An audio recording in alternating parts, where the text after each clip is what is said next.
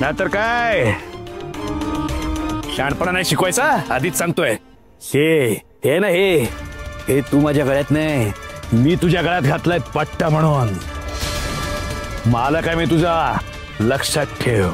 तरी तुम्ही चुकीचे करतात। आपला मसाला चांगला आहे, तो नक्की निवडला जाईल। तुम्ही काही तऱ्हांची नाचक्की करताय। कारण मी विजेंद्र बिराजदार आहे आणि विजेंद्र बिराजदार आपल्या कॉम्पिटिटरला फक्त हरवत नाही तर त्याला संपवून टाकतो, संपव। मग मी माझा मसाला देणार नाही। माझा मसाला प्रत्येक गृहिणीच्या स्वयंपाकघरात असावा असं माझं स्वप्न होतं, पण त्यासाठी मला कोणाचाही बळी नकोय। मी नाही देणार माझा मसाला। तुझा मसाला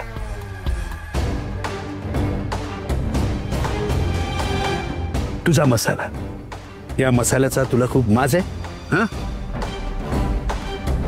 हा प्रत्येक घराघरात पोचावा हे तुझं स्वप्न आहे ना, आणि हे तुझं जे स्वप्न आहे ना, हे स्वप्न आता तुला कधीच पाहता येणार नाही,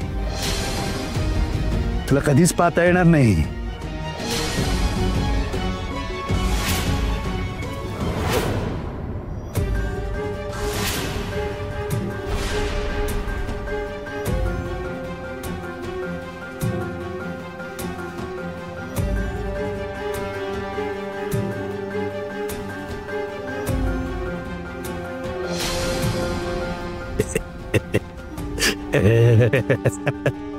माझा मसाला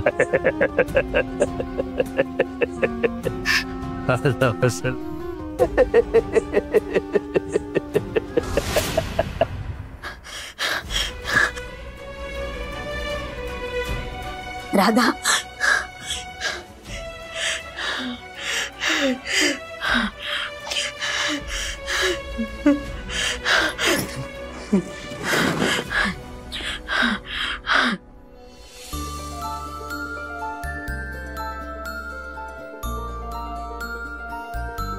राधा, तू बघ, एकदा का हा मसाला बाजारात गेला ना की सगळं व्यवस्थित होणार आहे।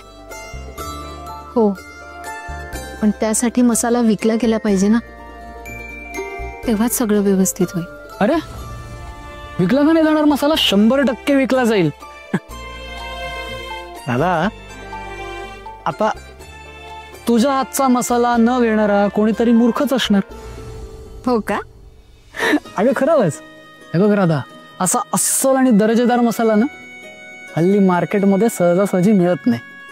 पुऱ्या कौतुक। अगं मी खरंच सांगतोय। राधा, काय झालं?